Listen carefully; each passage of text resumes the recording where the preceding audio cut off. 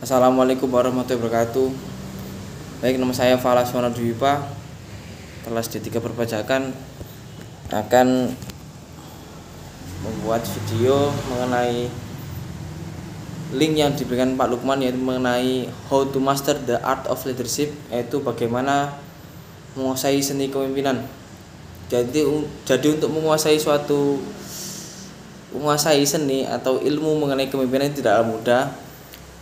Dari yang saya dapat dari video YouTube mengenai kepemimpinan agar sesuai dengan situasi yang dihadapi, itu bukanlah kepemimpinan, itu adalah manajemen. Jadi kalau kita memimpin tapi agar sesuai dengan suatu keadaan atau menyesuaikan situasi yang ada atau situasi yang lain-lain, itu disebut manajemen, yaitu bukan kepemimpinan.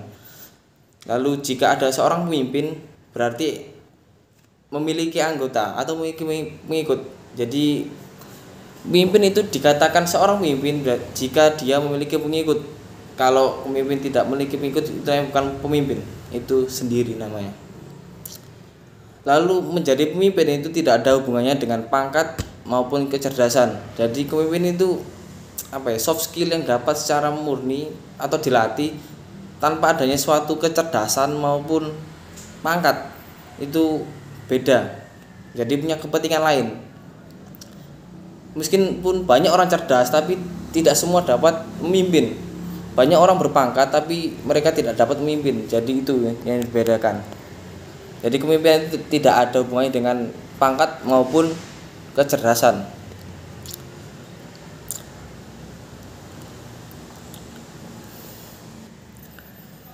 Lalu seorang pemimpin adalah ketika seseorang mengatakan, saya dengan sukarela pergi kemanapun Anda pergi. Maksudnya adalah, yaitu pemimpin adalah suatu pemimpin adalah mempunyai anggota atau pengikut yang siap menerima atau siap sukarela mengikuti apapun yang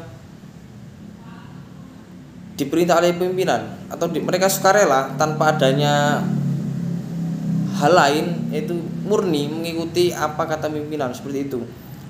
Lalu ada dua cara yang dijelaskan dalam video tersebut, video YouTube. Ada dua cara agar perilaku seseorang mengikuti kita, atau kita sebagai contoh, kita adalah seorang pemimpin, bagaimana kita caranya agar mengikuti kita perilakunya. Itu ada dua cara. Yang pertama memanipulasi, yang kedua menginspirasi. Untuk memanipulasi sendiri contohnya adalah kita doktrin seseorang, kita ajak mereka, kita cekoki mengenai suatu organisasi. Contohnya saja kita IMM, mereka belum kita suruh untuk mengikuti pimpinan kita atau kita menjadikan pengikut, tapi kita ajak terus untuk kegiatan-kegiatan. Kita manipulasi otak pikirannya agar seakan-akan dia tuh IMM, dia mau mengikuti organisasi yang kita pimpin. Jadi secara bawah alam sadarnya mereka termanipulasi akan ajakan kita. Lalu yang kedua menginspirasi, yaitu contoh pemimpin yang cerdas, pembawaannya mungkin beda lagi dengan memanipulasi. Menginspirasi itu lebih, dia menjadi suatu inspirasi, jadi contoh tauladan yang mengikuti, suka dengan dia karena pribadinya, perilakunya. Seperti halnya contoh satu, pembawaan saat mereka berbicara, bagaimana dia mengambil keputusan, bagaimana dia menyikapi suatu masalah, seperti itu. Jadi bedanya manipulasi dan menginspirasi seperti itu.